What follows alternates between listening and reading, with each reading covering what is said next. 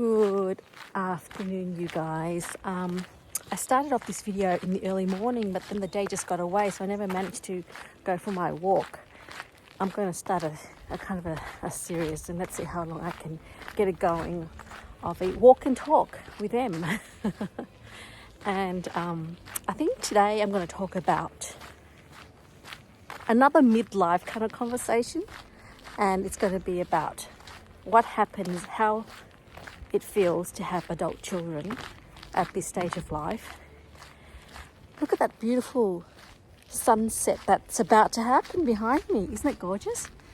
Again, I'm filming from a coastal region in Victoria, in Melbourne, Victoria.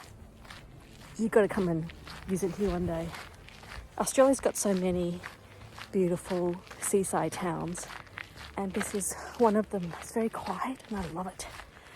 Okay. I really love this road because look, stunning. What a gorgeous house. A bit Victorian looking, huh? Look, another beautiful house too, high up. Taking some inspiration. That's really cool. Got that kind of French-esque window that is all over Paris. But I like the fact that it's got that kind of barricade. I've got a resident wombat that has actually keeps crawling in underneath the current property that I'm at. Yeah. So I actually have two beautiful kids, and they're actually not kids anymore because very recently both of them are now adults and they've reached the legal adulthood. And I have mixed feelings about that, because I think for me childhood and time with them was just quite fleeting. And yes, there were challenges, but overall I loved having kids and raising them as best as I can. And while it was hard with the divorce and everything, you know, I feel that there were some really great moments, and I just hope that my children have not been damaged because of the marriage breakup. It's not their fault. But what I can tell you is that I believe my kids are doing well, and you know, they're not at home as much anymore, but that is fine. And I think as a parent, we are supposed to help them be independent. And the fact that they don't need me as much anymore and they've got their own things, I think that is actually a marker of some kind of parental success, perhaps. At the same time, I really miss having them around, and because now I guess, you know, I've got a bit of free time and not having to do school runs or make lunch boxes or really care for them on a day-to-day kind of basis. And it seems to me that I have a better relationship with them if I'm not in their face too much. So with that, I need to kind of take a hands-off approach with my kids. And so, yes, that means that I do have a bit more free time, which means I can devote my spare time to creative pursuits, this being one of them, the other being writing. I'm trying to write.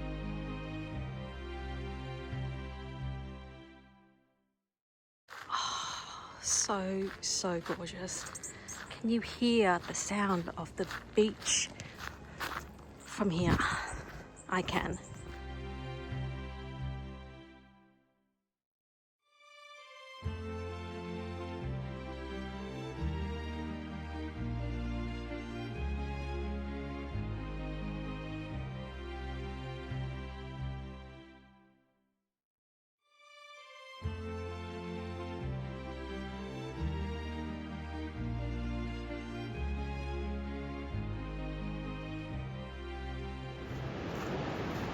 Look at this, guys. Isn't it gorgeous? Oh wow. Woohoo! Stunning. The wind farms up there.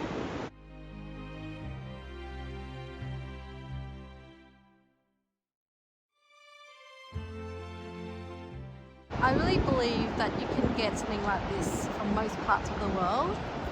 So just, you know, get into the car or hike or whatever and get to the water if you can. I find it really soothing. Okay, so I'm going to attempt to climb down there. I mean, it's not really a climb. Well, go down and then having to go up again. But let's go for it.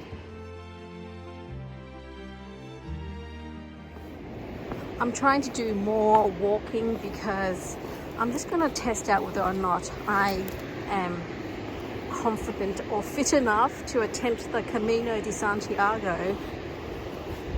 It's a lifelong dream that has just now become a bit more of a priority, mainly because a couple of my really good friends have done it and they really loved it.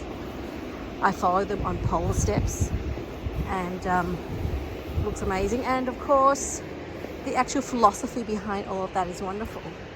The idea of walking to get answers, the idea of just living very simply by just what you can carry on your backpack. And I'm thinking I need to do something like just 4 kg max, including water, for 800 kilometers, which means every night I've got to find a hostel to sleep, and then basically just recycling my clothes over and over again. Oh, so stunning! Love it. I find so much joy and peace from this little oasis. Anywhere really on the coastline you can find this, but you just gotta like make the effort to go out at this magic hour, as I call it, or people might call it the golden hour, just before sunset. I think I've definitely seen more sunsets than sunrises. I wonder why. There she is. Hello and goodbye, sun. I know you're on your way home. Oh my God, how absolutely stunning.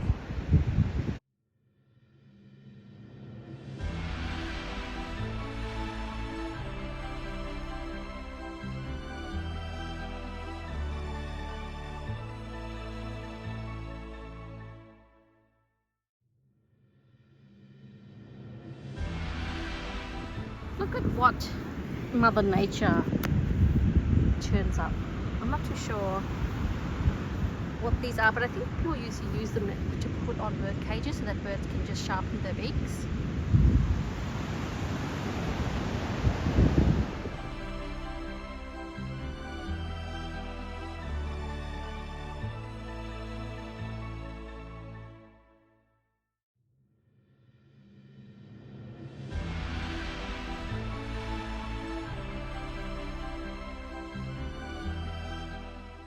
So what was I saying? I talked about being at midlife when your adult kids are finding their own independence and they don't need you anymore, right? Well, I was just saying, I mean, it's kind of a hallmark of success if you've got kids who no longer need you so much. But I do sometimes feel a little bit of a pang. You know, obviously didn't do everything correct in their childhood, so I really want, I guess if I know what I know now, I think I would have basically taken a lot more time in, you know, hurry up and put your shoes on, that kind of thing. It's just like, don't rush it so much because childhood is such a blur. Well, it's gone by so quickly. Time really does fly. It does. So how about you? In the comment section, just write down what it is that you miss about your children when they have left home, or you're starting to sense that you are an empty nester fully. I'm not quite there yet, but I'm starting to see that, you know, in this second stage of life, yes, my children will no longer really be, you know, so much a part of my day-to-day. Of course, I think about them and care for them wherever I can, every time, every day if I need to. I always think of them, but it's not that sort of hands-on need anymore, if that makes sense. So yeah, so I guess, you know, once you've got adult kids, you can then have more freedom to not be at home anymore. So that's why I guess a lot of old people take to traveling, and that's what I'm going to do more this year. I have to say that this year I've been very lucky because I've already been to Queensland to the Gold Coast. That's another beautiful part of Australia. I will post the next video about that particular trip. I went with 2 of my friends and we had such a good time. And then I also went a couple of weeks ago, I would say about a month ago now, to Adelaide, to South Australia, and visited loads of beautiful vineyards and had such a good time there with the person that I went with, and had great wines and saw lovely sights. And there's something so beautiful about vineyards.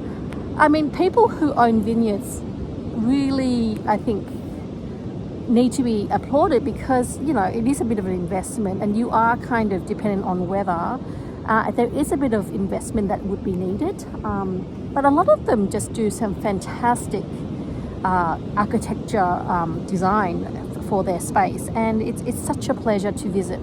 And there's nothing more amazing than walking through the rows and rows of gnarly grapevines to sort of there's the Shiraz, there's the Merlot, there's the Pinots. I mean, it's fab. It's really good. I love walking through vineyards, and I love looking at the gnarly vines, and some of them have been there for hundreds of years old.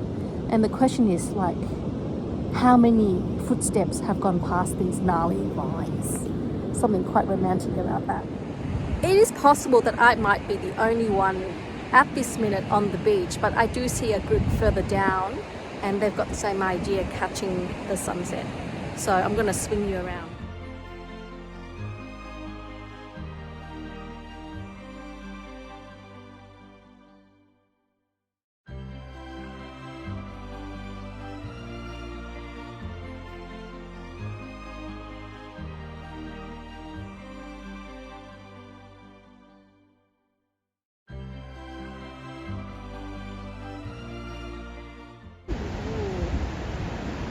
Looks like Game of Thrones, doesn't it? See our little one. Well, doesn't that little. Here we go. Now I don't want to run out of battery and not be able to find my way back, so I might not be filming too much longer at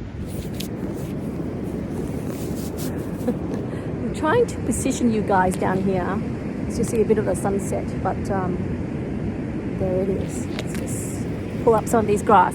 So yes, I think you need to be doing some traveling. That's the key thing, really.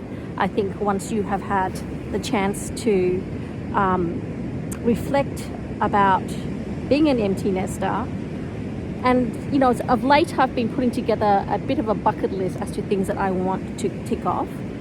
And amongst that is really to, of course, doing the Camino de Santiago, also to finish one particular book that I have started. I'm up to chapter 8, and it's a really hard process. This is something that I have started since I was in year 7, when I was about 12, 13 years old, and oh my God, I really need to put it to bed, you know what I'm saying?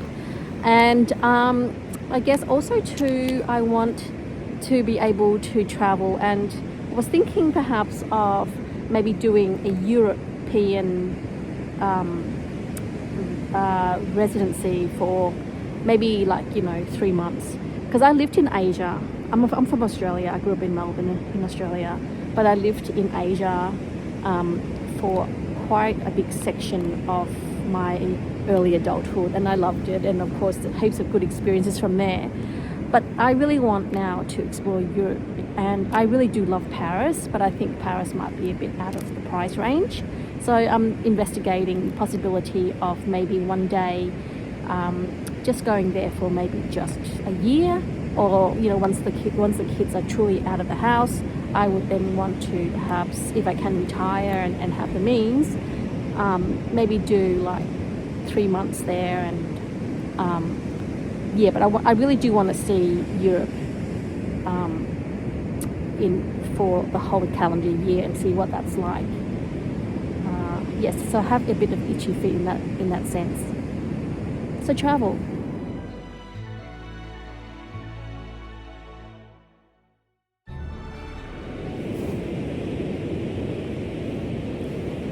So aside from travel and putting to bed a memoir perhaps, that's kind of roughly what my book is about. I was also thinking that in midlife and once you approach retirement, and I'm not there yet, but at the moment I'm still thinking about doing more, but I am actually volunteering. So I've actually taken up two kind of board positions, but more committees, I guess more of a committee position, one in a leadership position of an organization that means a lot to me, and just basically helping to fundraise and to raise awareness of the good things that they do. So volunteering. And the other thing that I have actually made a more of a conscious effort on is to basically support my friends' charities. So my friends have often set up little charities, or they have become involved in charity, and I would then support some of their activities. I can't do too much, but I when I can, I do. And that there are so many great causes that I do want to be selective, but I do prioritize my friends' charities too. So that's what another thing that one can do at midlife once there is some spare time, and if you're not working, I guess, or if you're working less. Don't know whether you can hear me, but the other thing that I really want to do is to pay more attention to my loved ones in the sense that my family, my mum and dad, my siblings and my good friends, I want to spend more time. But let's focus a little bit on the parents thing, Obviously, as you get older, they get older as well. And so I sometimes feel that time with them is a bit limited. So I am more conscious about trying to spend more time with the oldies, as they say. And I'm lucky that I have two very supportive parents, and I see them as often as I can, but I've created an opportunity where I can see them a lot more on the weekends as well. And so that's really good, just to maintain contact and spend more time with them. And of late I've been trying to listen more to their stories, what it was like growing up for them and things like that. There she is. Stunning.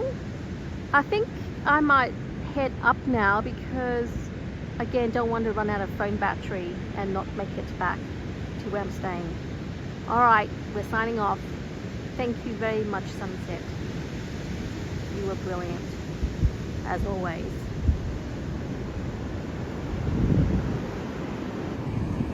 Hopefully I don't have sand in my phone.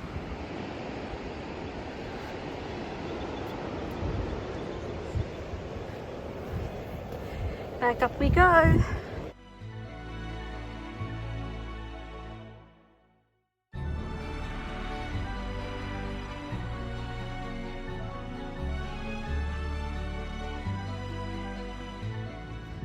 Oh, it's getting a little bit dark now, but I'm gonna head back to where I'm staying for tonight. And thanks for spending some time with me. To summarize, I think I started off saying that I wanted to talk about being empty nesters, in the sense that what do you do when your kids are like adult now? But then I started talking about what to do to feel not so much a void, but like if you've got no parental sort of day-to-day hands-on responsibilities because your kids are grown up now, how do you fill that time? Well, 1, travel. 2, volunteer. 3, pick up your hobbies. In my case, I'm trying to finish a book. And 4, support your friends' charities. And 5, spend time with the people that you love. And I'm prioritizing my parents, of course, because they're getting older. I try to. They've got their own lives too. So yes, so those are the areas that I think I could definitely look to pad out basically the time that I have. And in between that, of course, and there's also your work, because I'm not retired yet. Anyways, that's the video. I hope you found something out of it. Oh, my mind is now thinking about food. So the other thing that I am trying to do is to become a better cook. And if you follow this channel, you know that I've been trying my hand at sourdough bread, and I'm actually getting okay at it. But you know, I love cooking. Oh, food is so good, isn't it? Like, well, that's stating the simple obvious. When I was young, I used to eat a lot of, I guess, fast food, you know, especially when you're a uni student. And when I lived overseas in Asia, food was cheapest at, you know, the roadside or at what they call hawker centres when I was overseas in Singapore. And they are the most amazing food. When I returned back to Australia, I started looking into basically being more healthy. So I cook more at home nowadays. And whole foods, you know, basically food that are organic and not processed are my priority. So I'm thinking tonight, what do I feel like? Could do a roast chicken. I could do a chicken noodle soup. I've got some leftover curry. Lots of options. Wow, that is one massive pothole. I saw a really funny meme of someone complaining about the roads around here, and one of them had on Leo in the Titanic, you know, basically trying to hold on to the side of the road with, you know, Leo playing the character Jack. I thought it was funny. Hi. Hi, beautiful. Who do you belong to? Oh, gorgeous.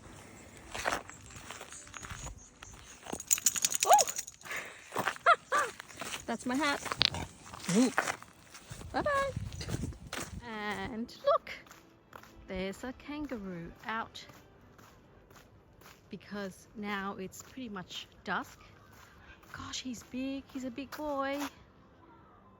They can be quite ferocious. I'm just going to say hello, Mr. Roo, Skippy, and walk past him. Hello. Hey. Hi. Don't attack me, okay? Oh, oops. Okay, see you later.